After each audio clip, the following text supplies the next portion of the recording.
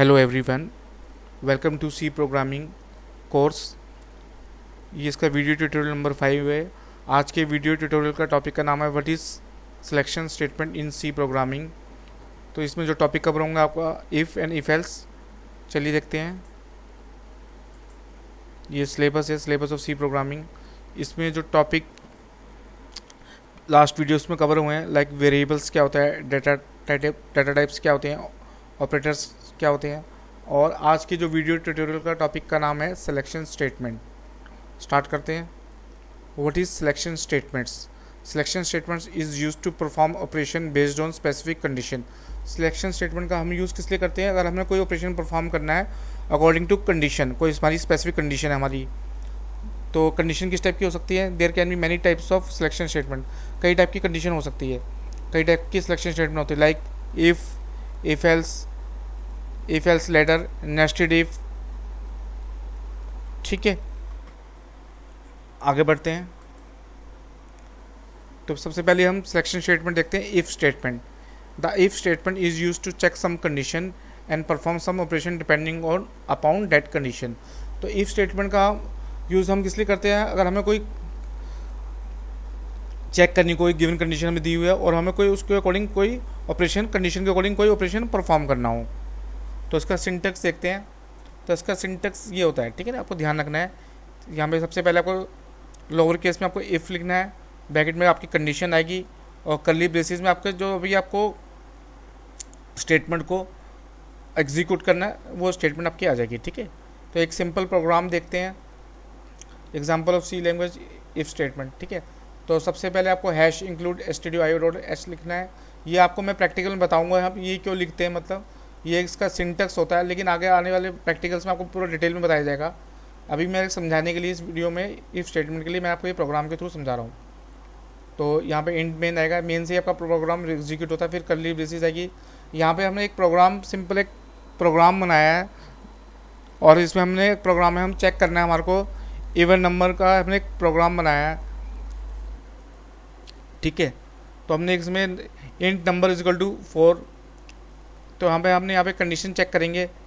तो हमने if condition लगाएंगे, इफ़ नंबर, अगर नंबर 2 से डिवाइड हो जाता है तो आपका क्या नंबर क्या होगा? इवन नंबर होगा।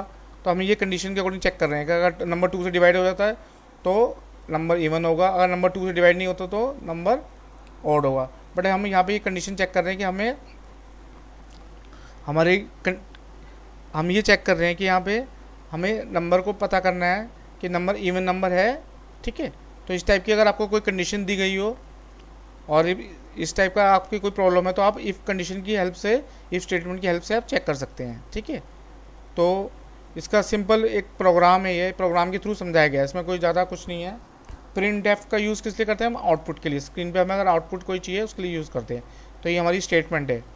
जैसे मैंने इसका सिंटेक्स आपको बताया था, इफ़ यहाँ पे आपकी कंडीशन आ जाएगी, यहाँ पे हम कंडीशन चेक कर रहे हैं इफ़ नंबर, ठीक है, ये मॉडलेस ऑपरेटर लगाया, number is divided by 2 equal to 0।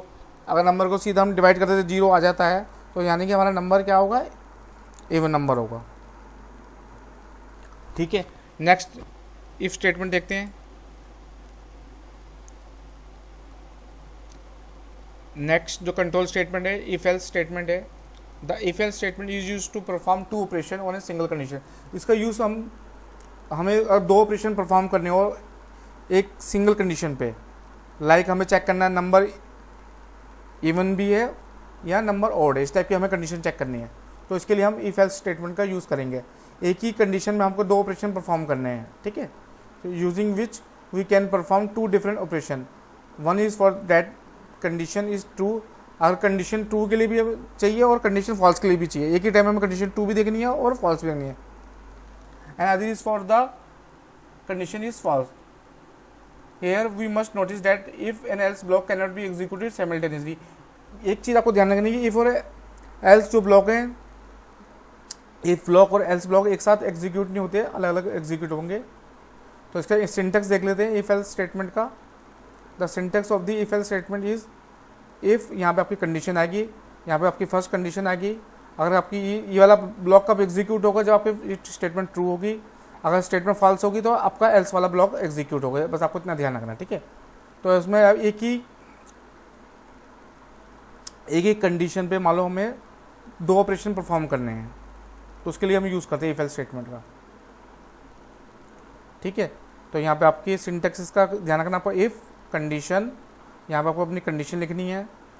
ठीक है, और यहाँ पे आपको ये वाला ब्लॉक कब एग्जीक्यूट होगा, जब आपकी स्टेटमेंट एग्जीक्यूट क्या है, ट्रू होगी।